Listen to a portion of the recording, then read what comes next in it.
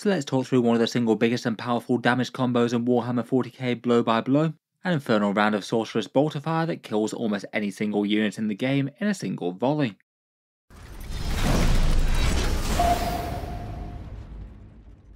Hello and welcome back to Auspex Tactics, where today I thought we'd do a quick fun video on a silly damage combo, something that's absolutely enormous investment, but could still be really quite a big power play in the right game of Warhammer 40k if you do have something that's just an enormous threat in your opponent's army and you want to gun it down.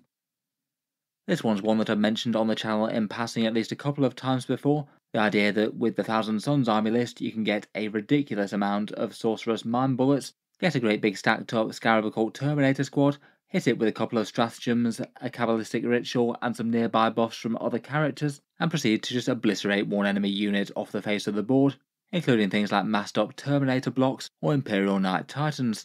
It's a bit of a magic bullet for any single one damage combo in the enemy army, so I guess I'll call it the Magic Bullets damage combo here.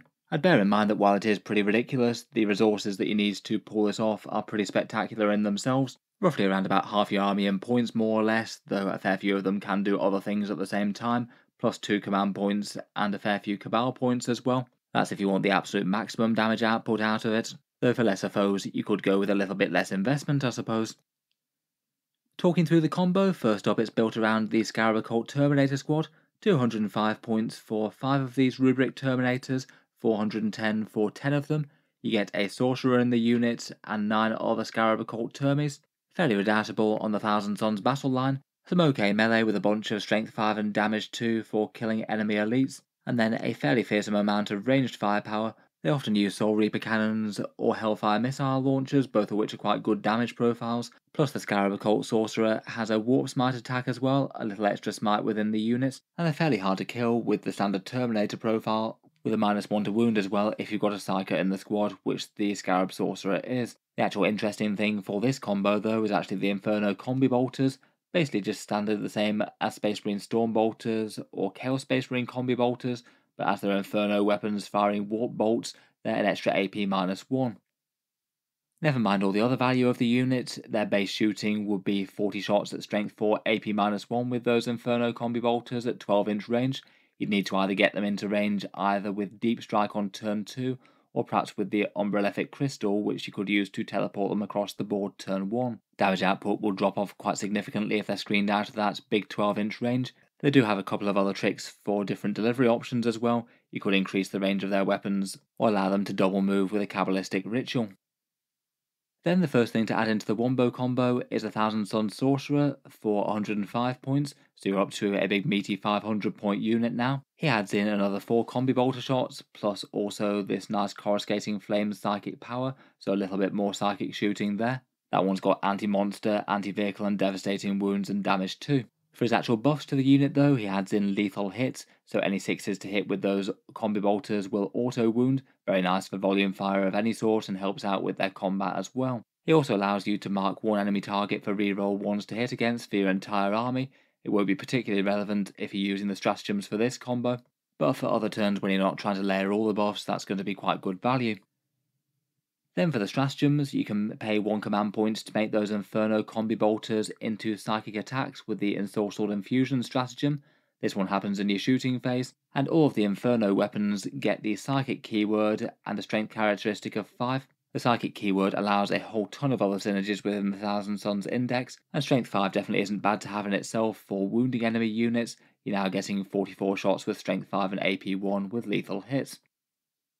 Then for a second CP, you spend 1 command point to make those psychic weapons now reroll everything.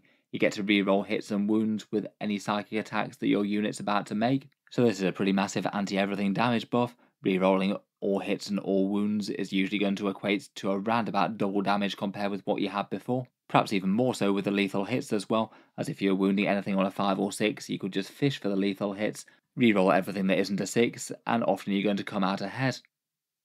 Then to layer on more damage to that, now you've activated the psychic attacks, the unit can take advantage of the Thousand Suns Kindred Sorcery special rule. This is their detachment special rule that you pick in the command phase. To help out the Scarab Occult Terminators the most, you'd either want to go for Psychic Maelstrom for sustained hits, or Wrath of the Immaterium for devastating wounds.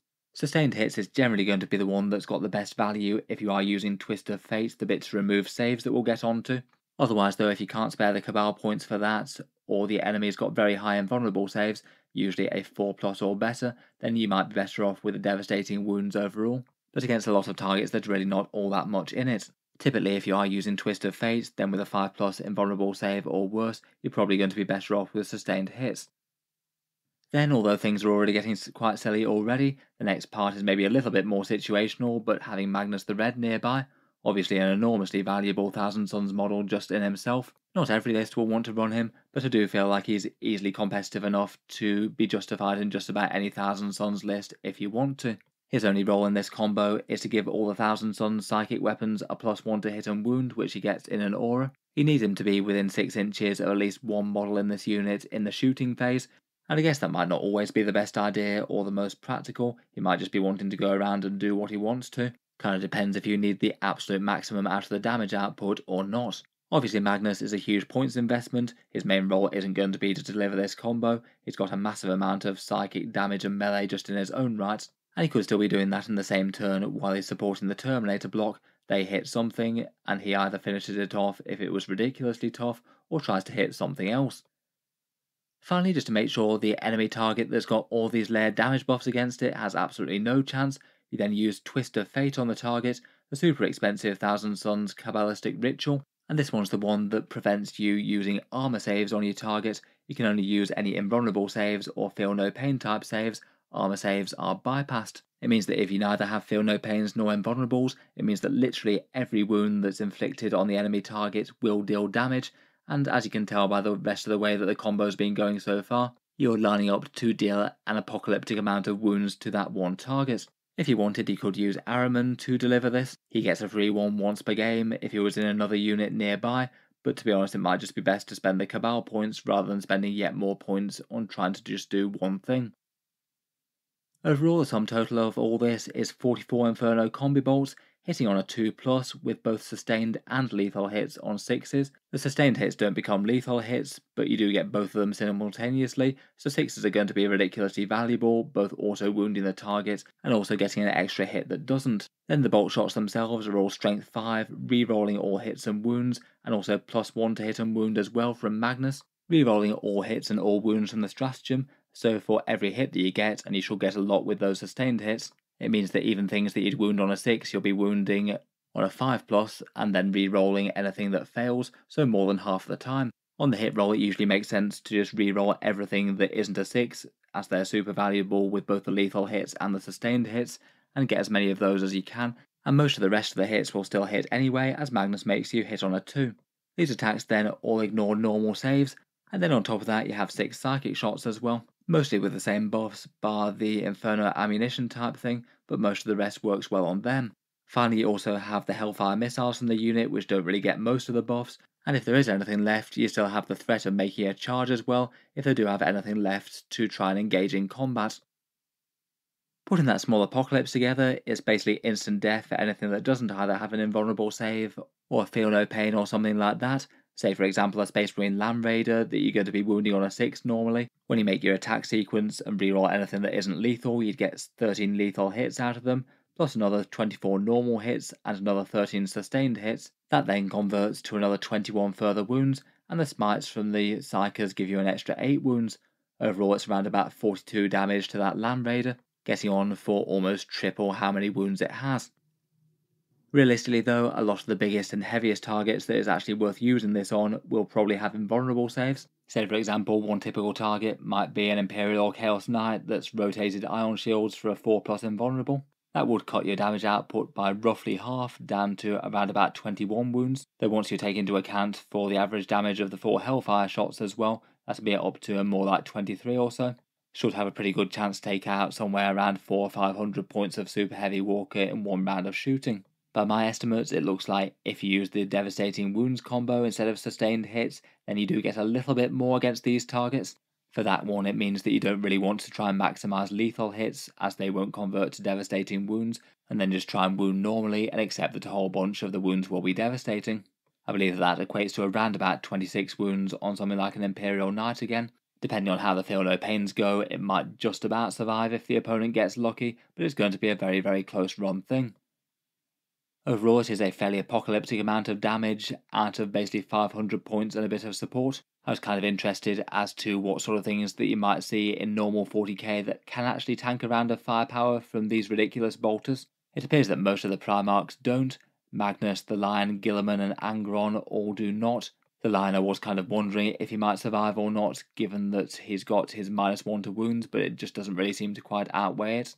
Mortarian's by far the closest, as he both has better toughness and a 5+ feel no pain type save, but as best I can tell, he just dies to the absolutely maximal combo, so a victory for Tzeentch over Nurgle there, I suppose. Otherwise, that Necron Catan with the Sempiternal Weave, it appears that that one doesn't survive either. He only has an invulnerable save, so it doesn't actually make sense to strip his normal save away from him. You just use Doombolt instead if you wanted to commit the Kabbalistic Ritual points to the same target, and that is better. He's perhaps a fairly ideal target for this sort of combo, as his big rule is halving the damage of enemy attacks, and half damage doesn't mean anything if it's all just damage 1 anyway. As for things that actually do genuinely survive, it looks like most Terminator blocks die, but things with excessive toughness beyond that could get away with it. It looks like maximally tanky blocks of Custodians should be able to survive. You average around about 8 dead Custodian Guard, who are a fairly good profile for tanking things, as they get the save against mortal wounds, so you don't really want to use the devastating wounds combo. They're quite ideally placed being toughness 6 versus strength of 5 as well. It's still quite a lot of dead Custodians out of the regular Guard, though the Custodian Wardens tank things a lot better.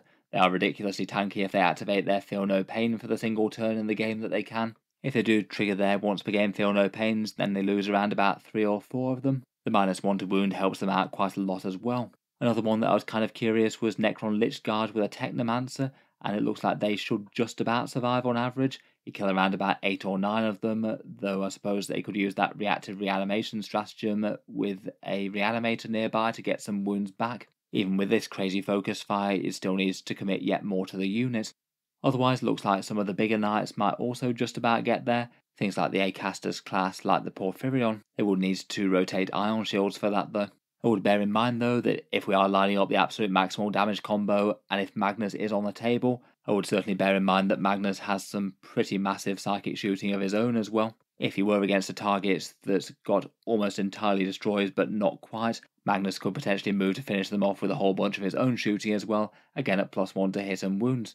Overall though, it certainly looks like it deals with the vast majority of things that are even known for their durability. In general, to survive this onslaught, you're going to need a big unit with a lot of invulnerable saves, and ideally things like Feel No Pain or -1 to wound debuffs on top of that. Overall, I'd certainly rate this as a very strong potential combo for the Thousand Suns. To me, it doesn't really feel like the sort of thing that you'd literally use every game, but you could certainly have the setup for it, and then just use the unit in a different way depending on whether or not it makes sense to go absolutely full investment or not. Against a lot of armies, there might just not be a particularly interesting target to use it against. If you're playing a lot of enemies with a lot of guerrilla warfare type units, then there's no point in lining up quite so crazy damage to overkill something when it just doesn't make sense.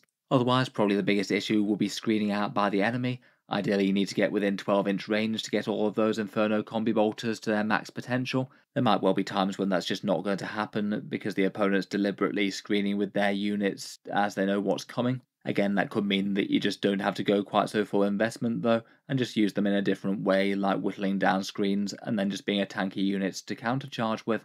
I think it is quite impressive though that even after they've done all that shooting, if they've deep struck within 9 inches of a couple of units, they might well be able to go after a second one. Potentially getting lucky and making a 9-inch charge out of deep strike, you could have an extra 30 odd attacks at strength 5 and damage 2, chopping up something else. In any case though, let me know what you think about the big Scarab shooting combo that kills just about any normal size unit in Warhammer 40k at the moment. I'll be interested to hear your thoughts down in the comments below, and perhaps in particular if you've used this in game or seen it used against other people. If you've enjoyed the video, then feel free to subscribe to Auspex Tactics. I'll certainly keep the regular 40k videos coming. I do tend to post new ones just about every day.